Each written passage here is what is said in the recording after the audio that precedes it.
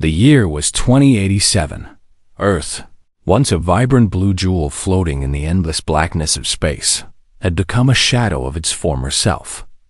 The skies were dull and gray, choked with the smog of centuries of exploitation.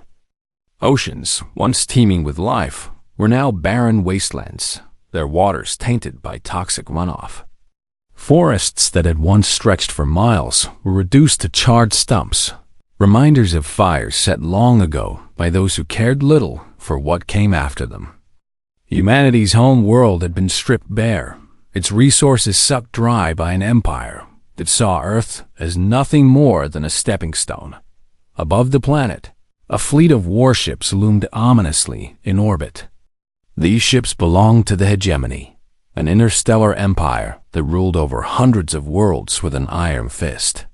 For decades, they had bled Earth dry, mining its core for rare minerals and energy reserves. Now, they had returned for one final act of destruction. Their plan was simple yet devastating. Extract every last bit of usable energy from Earth's core and leave behind a lifeless husk. It was not just greed that drove them. It was power, control, and the crushing weight of their dominance over weaker species. On the surface, scattered groups of humans fought back against the invaders. They called themselves the Resistance, though their numbers were few and their weapons were outdated. Most of their equipment came from scavenged ruins or stolen Imperial tech. Some fighters used rifles cobbled together from parts found in abandoned bunkers. Others wielded crude explosives made from whatever chemicals they could scavenge.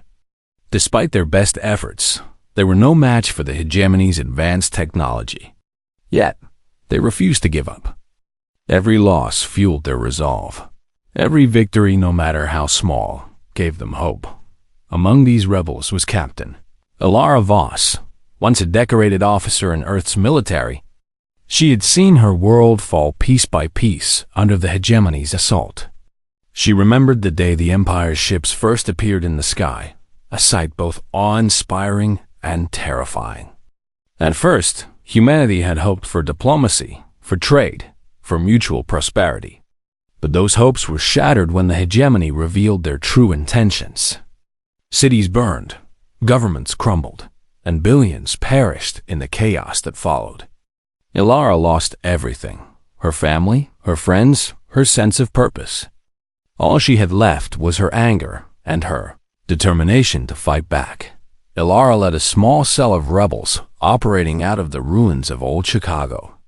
Her team consisted of a mix of veterans and newcomers, all united by a shared hatred for the hegemony. There was Marcus, a former engineer whose hands were calloused from years of repairing broken machinery. Lila, a sharpshooter who never missed her mark. And Tariq, a young hacker who could infiltrate even the most secure systems.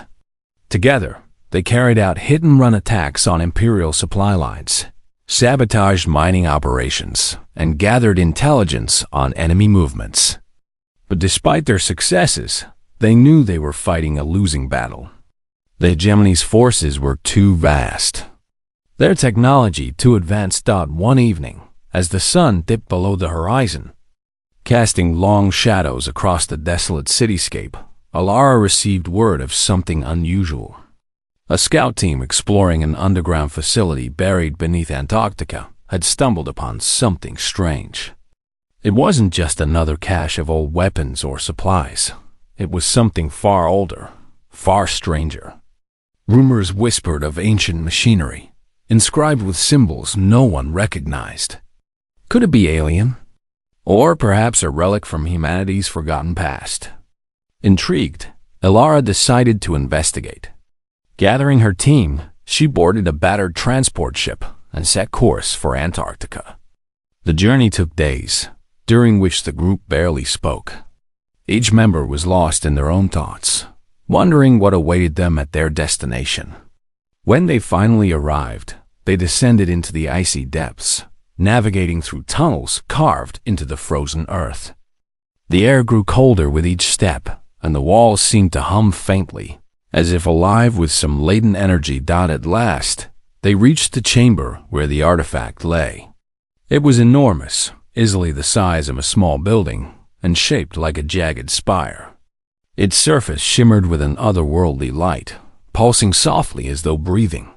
Strange runes covered its sides, glowing faintly in hues of blue and green. Alara approached cautiously, her heart pounding in her chest. What was this thing? Who or what had built it? And why had it been hidden here, deep beneath the ice? As she examined the artifact, her communicator crackled to life. "Captain Voss," came a voice on the other end. It was Dr. Kian Malik, a scientist who had joined the resistance after his research institute was destroyed by the hegemony. "I've heard about your discovery. You need to bring me down there immediately." Kian arrived within hours, his eyes wide with excitement as he studied the artifact. After several tense minutes of silence, he turned to Alara. "This isn't human," he said simply. "It's precursor technology. Older than anything we've ever encountered." "Precursor?" Alara asked, frowning. "You mean those ancient aliens everyone talks about?" Kian nodded. "Exactly. Legends say they seeded life across the galaxy before disappearing without a trace. If this is real, and I believe it is, it could change everything. But there was a catch. The artifact was dormant, seemingly locked away until someone figured out how to activate it. And time was running out. Already, reports were coming in of increased hegemony activity in orbit. They must have detected the anomaly in Antarctica and were sending scouts to investigate. If the Empire got their hands on this weapon, it would spell doom for what little remained of humanity. Alara clenched her fists, her mind racing. This was their chance, a glimmer of hope in a hopeless fight. But unlocking the secrets of the artifact wouldn't be easy. It would take skill, ingenuity, and perhaps a miracle. Still, she couldn't let fear stop her. Not now. Not when so much was at stake. Turning to her team, she gave a grim smile. "We don't have much time," she said. "Let's get to work." The artifact stood silent in the icy chamber, its faint glow casting eerie shadows on the walls. Alara and her team worked tirelessly to uncover its secrets, their breaths visible in the freezing air. Dr. Kian Malik moved around the spire-like structure, his gloved hands tracing the glowing runes etched into its surface. His face was a mix of awe and frustration. "This is beyond anything I've ever studied," he muttered under his breath. "It's like trying to read a language that doesn't exist anymore." Alara watched him closely, her arms crossed as she leaned against a nearby wall. She didn't understand much about science or ancient technology, but she knew one thing for certain. They were running out of time. The hegemony scouts would arrive soon, and when they did, there would be no stopping them. "Kian," she said firmly, breaking the silence. "How long will it take to figure this thing out?" Kian sighed, rubbing his temples. "I don't know, Captain. Days? Weeks? Maybe never. This isn't just some old machine we can turn on with a switch. It's alive, in a way. It has systems and protocols we can't even begin to comprehend." Marcus stepped forward, holding a tablet filled with data they had collected so far. "What if we try brute force?" he suggested. "Maybe we can shock it into working. We've got enough power cells from those supply raids." Kian shook his head. "That's too risky. If we overload it, we might destroy it or worse, trigger something catastrophic. This thing wasn't built by humans. Who knows what kind of safeguards are in place?" Lila, who had been quietly observing from the corner, spoke up. "So, what do we do then? Sit here and wait for the Empire to show up and take it away from us?" "No," Alara said sharply, her voice cutting through the tension. "We keep trying. Every second counts. Kian, tell us what you need. Marcus, see if you can rig up some kind of diagnostic system. Tarek, start scanning for any patterns in these symbols. Lila, keep watch outside. We can't afford any surprises." The team sprang into action, each member focused on their task. Hours passed in tense silence, broken only by the occasional hum of equipment or the crunch of boots on ice. Kian worked feverishly, muttering calculations under his breath as he connected wires and sensors to the artifact. Marcus tinkered with a makeshift power source, while Tariq ran endless scans, searching for anything that might hint at how to activate the device. As the hours dragged on, exhaustion began to creep in. Alara felt it too, but she pushed herself to stay alert. Her mind kept drifting back to the hegemony ships hovering above Earth. She could almost feel their presence, a looming threat that refused to go away. What would happen if they failed? Would the artifact fall into enemy hands? Or would it remain dormant forever, useless to anyone? Just as despair started to settle over the group, Kian let out a sudden gasp. "Wait!" he exclaimed, his eyes wide with excitement. "I think I found something." Everyone froze, turning to look at him. He pointed to a section of the artifact where several runes were glowing brighter than the others. These symbols they're repeating in a sequence. It's like a code, maybe an activation key. Tariq immediately began analyzing the pattern, his fingers flying across his keyboard. "If it's a code, we might be able to replicate it," he said. "But we'll need to feed it back into the artifact somehow." "Can you do it?" Alara asked, her voice tight with urgency. "I think so," Tariq replied. "But I'll need more time to decode the full sequence." Time was the one thing they didn't have. Outside, the wind howled louder than ever, carrying with it the distant rumble of engines. Lila's voice crackled over the comms. "Captain, we've got movement. Multiple dropships heading this way." Alara cursed under her breath. "How long until they reach us?" 10 minutes tops," Lila answered grimly. "Damn it," Alara muttered. Turning to her team, she barked orders. Kian, Tariq finished decoding that sequence. "Marcus, prep the explosives. We're not letting them take this thing without a fight." The next few minutes were a blur of frantic activity. Kian and Tariq worked furiously, their faces pale with concentration. Marcus set charges around the chamber, ensuring that if they couldn't activate the artifact, they'd at least deny it to the hegemony. Alara paced back and forth, her hand resting on the hilt of her blaster, ready for whatever came next. Finally, Tariq shouted, "Got it." I've isolated the sequence, feeding it into the artifact now. Everyone held their breath as the runes on the artifact began to pulse faster, their light growing brighter. A low hum filled the chamber, vibrating through the floor and walls. Then, with a deafening roar, the artifact came to life. The entire structure shifted, its jagged edges rearranging themselves into a sleek, symmetrical form. From its core, a beam of light shot upward, piercing through the ice above and into the sky. The ground trembled violently, forcing the team to steady themselves against the walls. When the shaking finally subsided, the artifact stood transformed, a towering construct that seemed part machine, part organism. Before anyone could react, a voice echoed in their minds, deep and resonant. It wasn't spoken aloud, but felt directly within their thoughts. "Who dares awaken me?" Alara stepped forward, her heart pounding. "We are human," she said, her voice steady despite the fear coursing through her veins. "We seek your help to defend our world."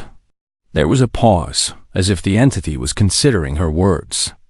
Then it responded, "You are unworthy.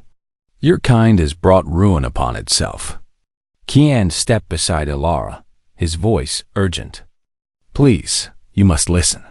We're not all like that. Many of us have suffered because of greed and oppression. We want to change, to rebuild. But we can't do it alone." The entity remained silent for a moment longer. Then it spoke again, its tone less harsh. "Prove your worth. Show me that your species deserves salvation." Alara exchanged a glance with her team. They didn't have time to argue or plead further. The sound of approaching footsteps echoed through the tunnels. The hegemony had arrived. We'll prove it, Alara said firmly. But first, help us fight them off. Without your aid, none of us will survive. The entity hesitated, then replied, Very well. But know this, failure will mean destruction for both you and your world. With that, the artifact unleashed a burst of energy that surged through the tunnels, throwing the Imperial forces back. Explosions echoed in the distance as the hegemony's troops scrambled to regroup. For now, they were safe, but only temporarily. Alara turned to her team, her expression grim. We've bought ourselves some time. Let's use it wisely. Kian nodded, already jotting down notes on the artifact's behavior. This changes everything. If we can learn to control it, we might stand a chance. But Alara knew better. This wasn't just about controlling a weapon. It was about proving to an ancient, alien intelligence that humanity deserved a second chance. And as she looked at her weary team, she realized the real challenge had only just begun. The artifact, now fully awakened, towered over the chamber like a living monument. Its sleek, metallic surface shimmered with faint pulses of light, and its presence radiated an energy that made the air hum. Alara and her team stood in awe, their exhaustion momentarily forgotten as they stared at the massive construct. It wasn't just a machine. It felt alive, watching them with an intelligence far beyond human understanding. The voice echoed again in their minds, calm but firm. You have awakened me, it said. I am Oblivion's guardian, forged by those who came before to protect worlds from destruction. Prove your worth, or face annihilation. Alara swallowed hard, her mind racing. She had expected resistance, but this was something else entirely. The entity wasn't here to serve. It demanded proof that humanity deserved its help. What do you want from us? She asked aloud, her voice steady despite the weight of the situation. Show me unity, Oblivion replied. Show me resilience. Show me creativity. If your kind is capable of rising above its flaws, I will aid you. If not, I will cleanse this world and begin anew. Alara exchanged glances with her team. Marcus clenched his fists, his jaw tight. Lila adjusted her rifle, her sharp eyes scanning the room for any sign of danger. Tariq fidgeted nervously, his fingers hovering over his tablet. Kian stepped forward, his expression thoughtful. Unity, resilience, creativity, he murmured. It's testing us. We need to show it what we're capable of. But how? Marcus snapped. We don't even know what it wants.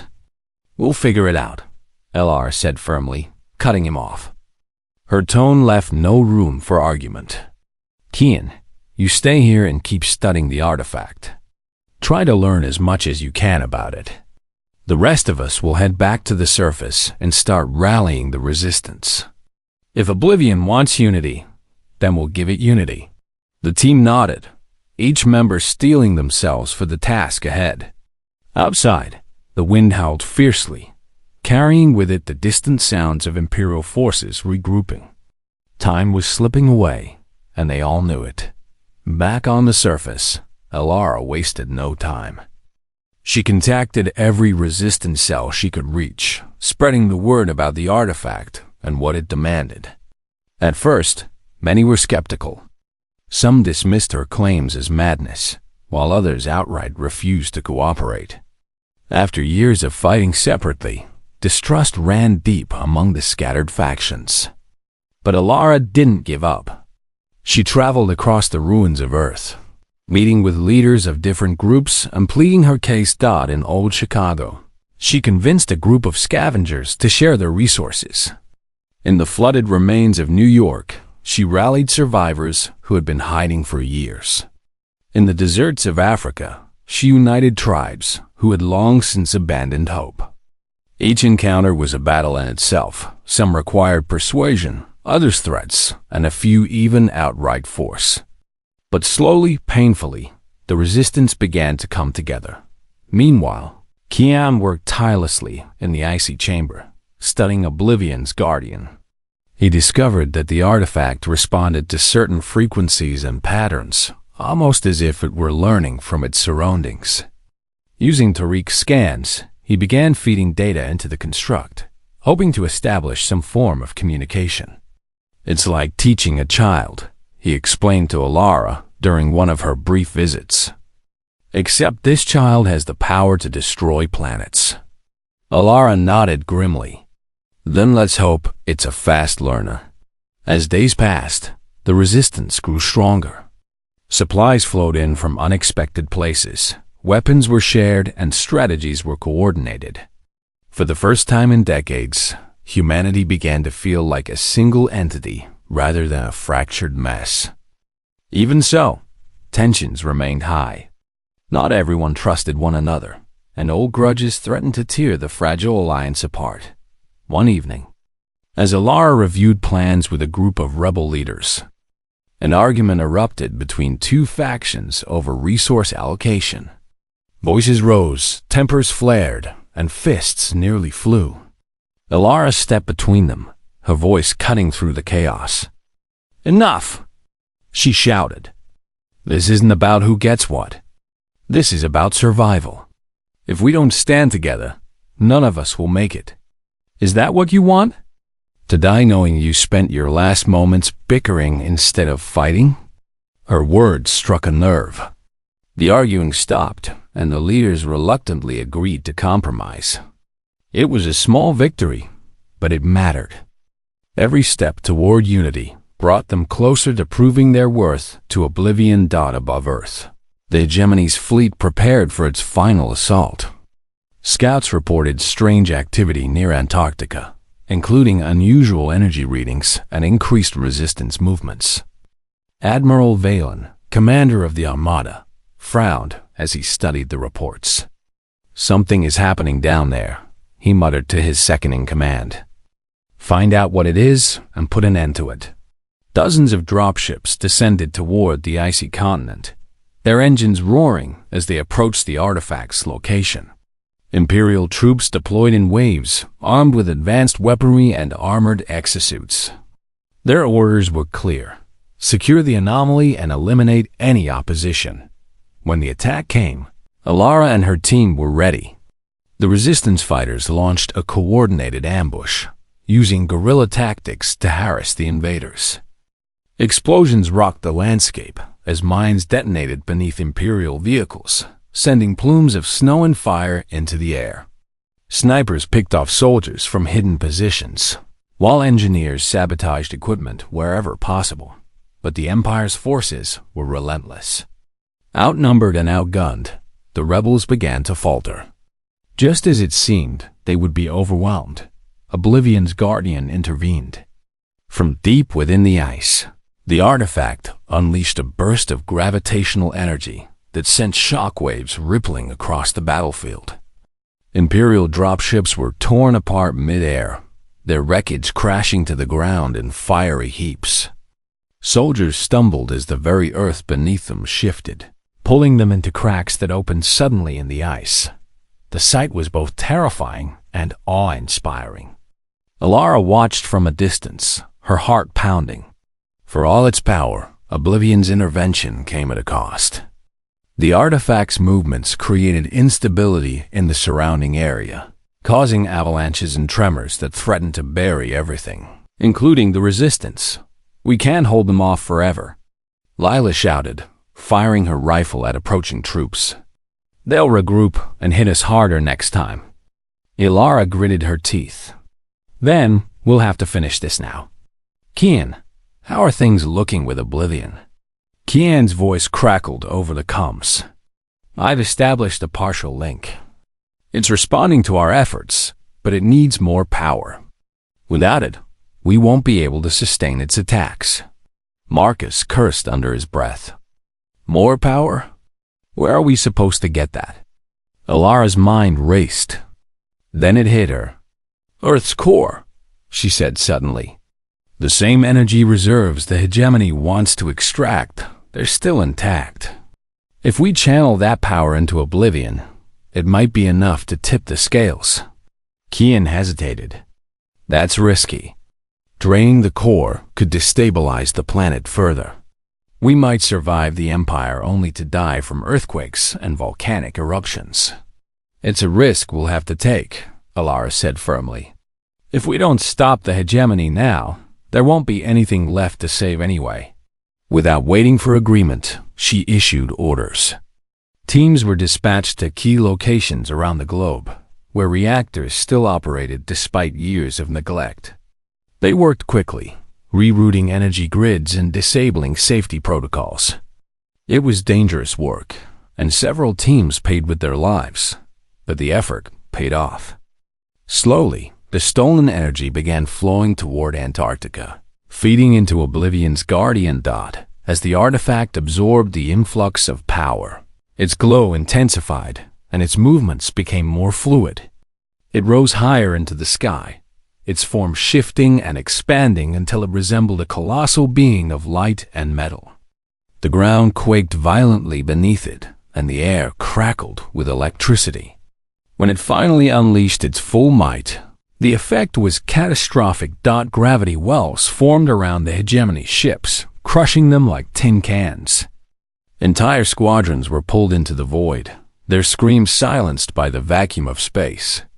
On the surface, Imperial forces scrambled to retreat, but Oblivion's reach extended everywhere.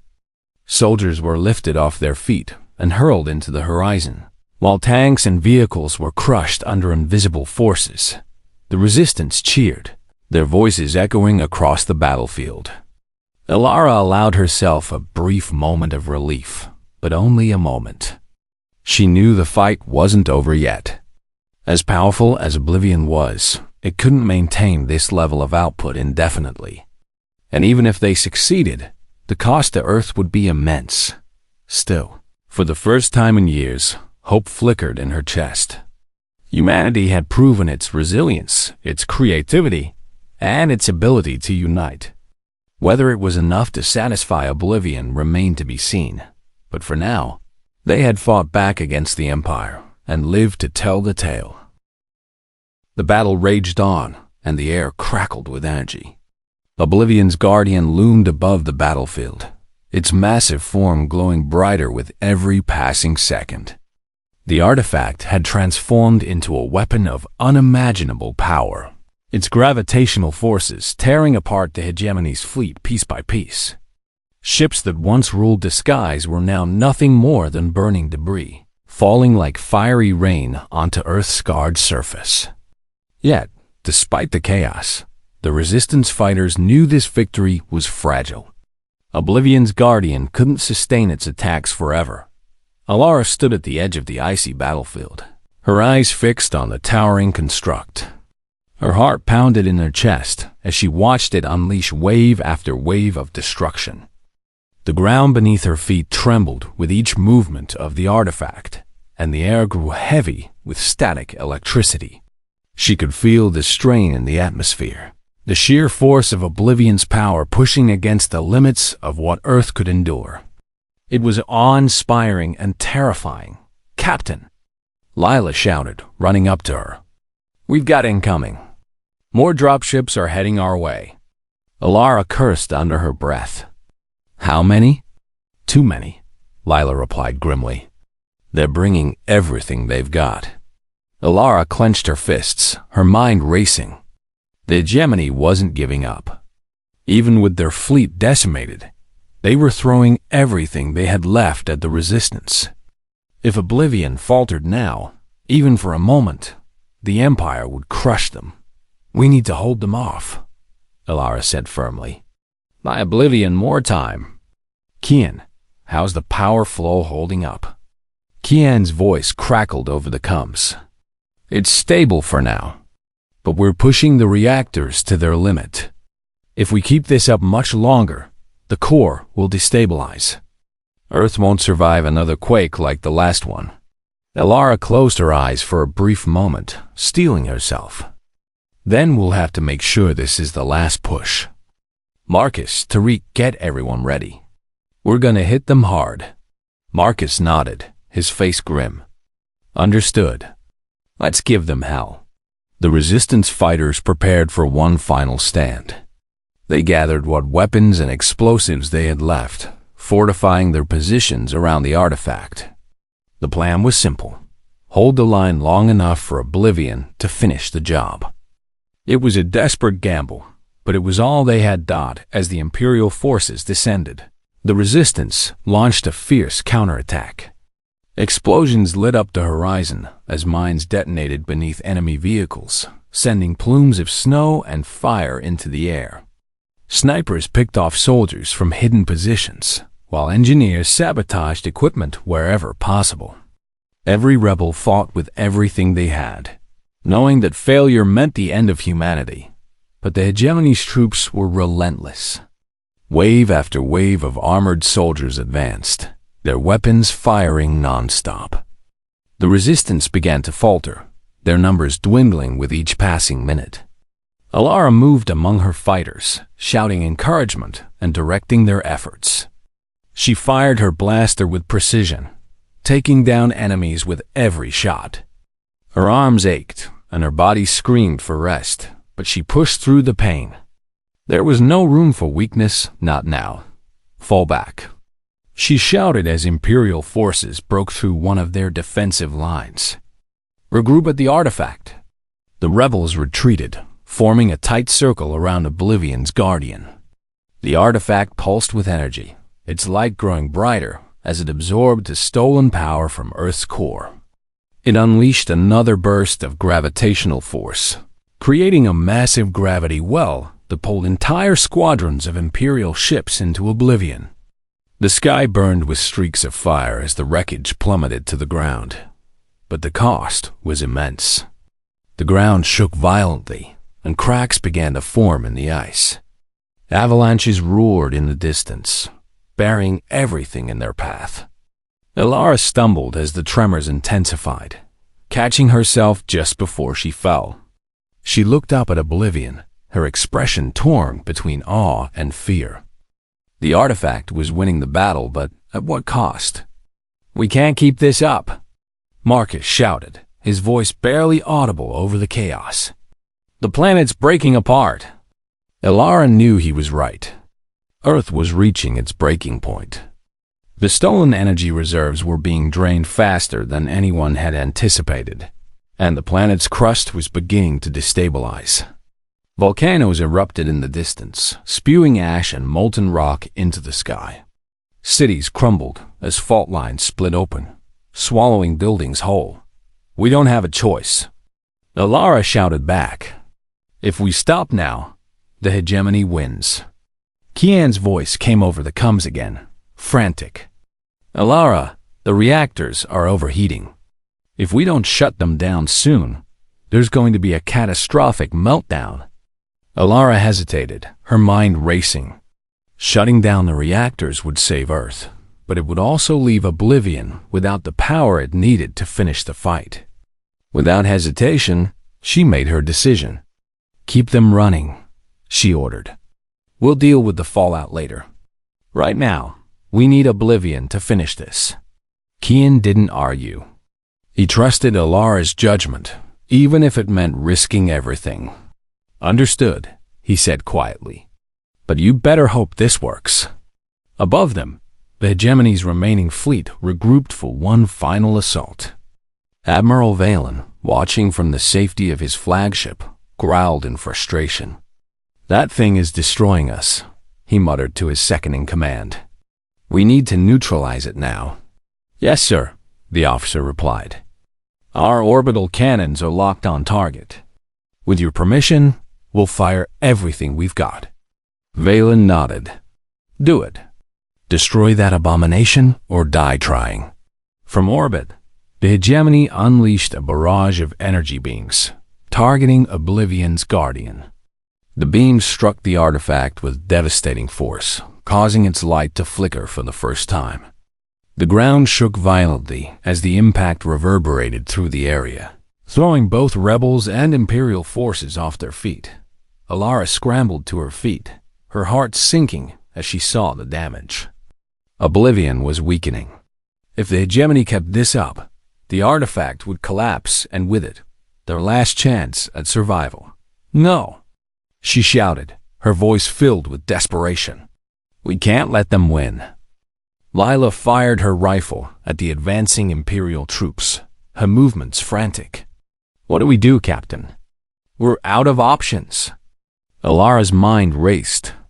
Then, an idea came to her, one so reckless it might work. "Tariq," she called out, "can you hack into the orbital cannons? If we disable them, Oblivion might have a chance to recover." Tariq frowned, already working on his tablet. "I can try, but it'll take time. And I'll need cover." "Marcus, Lila, keep those bastards off him," Alara ordered. "I'll draw their fire." Without waiting for a response, she charged forward, firing her blaster at the Imperial forces. Her movements were swift and unpredictable, drawing their attention away from Tariq. Bullets whizzed past her head, narrowly missing her as she dodged and weaved through the chaos. Pain seared through her side as a stray shot grazed her armor, but she ignored it, focusing on her mission. Behind her, Tariq worked furiously, his fingers flying across the keyboard. Sweat dripped down his face as he navigated the complex systems of the orbital cannons. "Almost there," he muttered under his breath. Finally, with a triumphant shout, he succeeded. The orbital cannons powered down, their deadly beams vanishing from the sky.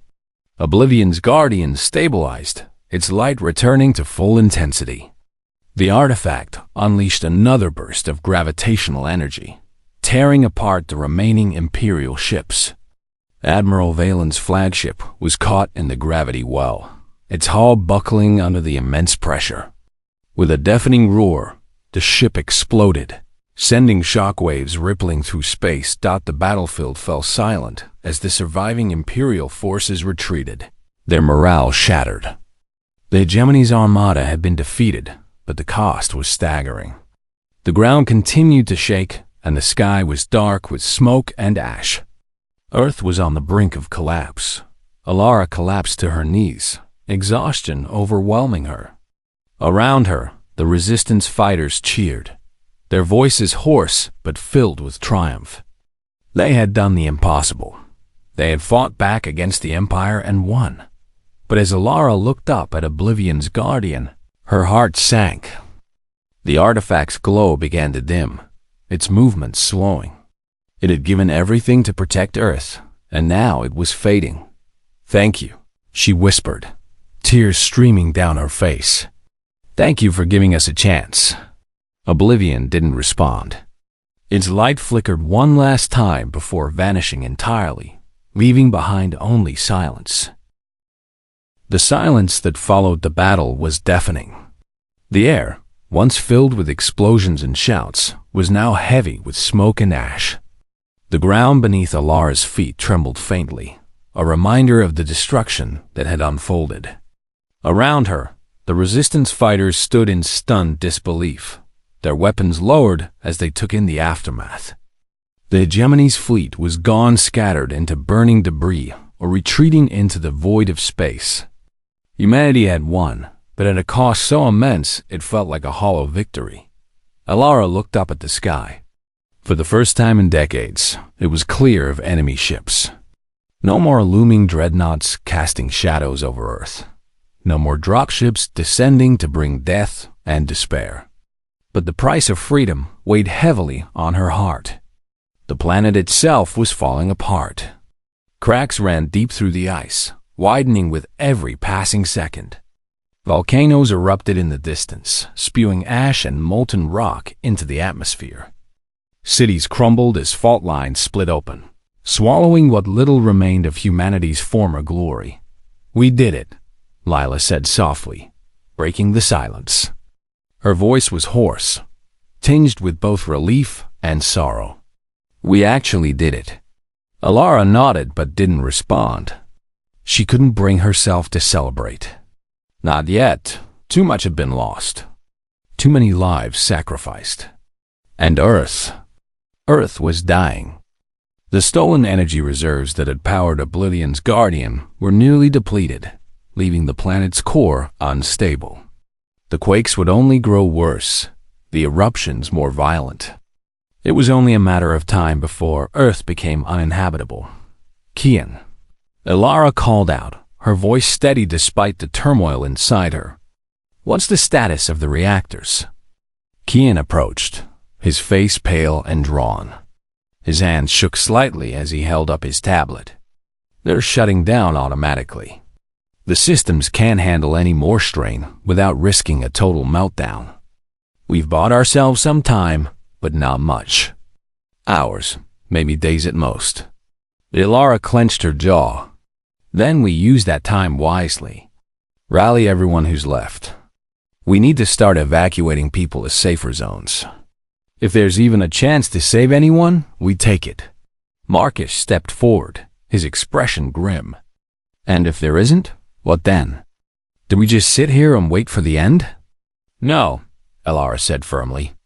"If this is how it ends, we go down fighting for Earth, for each other. But I'm not giving up hope yet." The hours that followed were chaotic.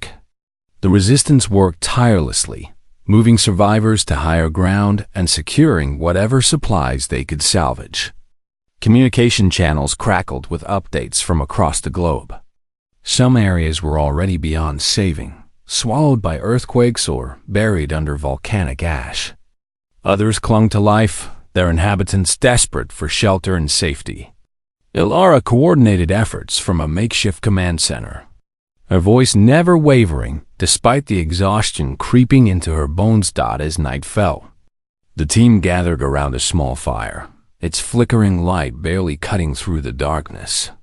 The air was thick with ash, making it hard to breathe. Still, they sat together, united by shared pain and determination. None of them spoke for a long time, each lost in their own thoughts. Finally, Kian broke the silence. "Oblivion left something behind," he said quietly. "Fragments of its systems are embedded in Earth's networks. I don't know why it did it or even if it meant to, but those fragments hold knowledge. Advanced technology, scientific data, engineering blueprints. Enough to rebuild. If we survive." Ilara stared at him, her mind racing. "Are you saying we might have a way forward?" "It's possible," Kian admitted. "But it'll take years, maybe generations. And we'll need to work together, not just as scattered groups, but as one people. That's what Oblivion wanted to see. Unity. Maybe this is its final gift to us." Tariq nodded slowly. "It makes sense. The artifact tested us, pushed us to our limits. It showed us what we're capable of when we stand together." Leela sighed, rubbing her temples. "Even if we can rebuild, where do we start? Half the planet's gone. Billions are dead. How do we recover from that?" "One step at a time," Ilara said firmly. Her voice carried a quiet strength, drawing everyone's attention. "We start by surviving, by protecting what's left and helping each other. Then we build, brick by brick, person by person. It won't be easy, and it won't happen overnight. But we owe it to everyone who fought and everyone who died to try." Her words hung in the air, resonating with everyone present. They had faced impossible odds and emerged victorious. Now, they faced a new challenge, rebuilding a world torn apart by greed and war. It was daunting, but it wasn't hopeless. Days passed, and the tremors grew stronger. Entire regions collapsed into chaos as the planet continued to destabilize. Yet, amidst the devastation, signs of resilience began to emerge. Communities came together, pooling resources and sharing skills. Engineers worked around the clock to stabilize crumbling infrastructure, while scientists studied the fragments left behind by Oblivion. Slowly, painstakingly, humanity began to piece itself back together. Ilara stood atop a hill overlooking what remained of old Chicago. The city was unrecognizable, reduced to rubble and ash. But in the distance, she could see lights flickering, small camps set up by survivors, working together to create something new. A sense of pride swelled within her chest. Humanity had fallen far, but it hadn't been broken. She turned to Kian, who stood beside her. "Do you think we'll make it?" she asked softly. Kian hesitated, then smiled faintly. "I don't know, but I believe we have a chance. And sometimes that's enough." Alara nodded, her gaze returning to the horizon. Above her, the stars shone brightly against the darkened sky. For the first time in years, they weren't obscured by the shadow of the hegemony's fleet. They were free, and though the road ahead would be long and difficult, Alara knew one thing for certain: humanity had proven its worth. It had risen from the ashes, united in purpose and spirit. And as long as that spirit endured, there was always hope.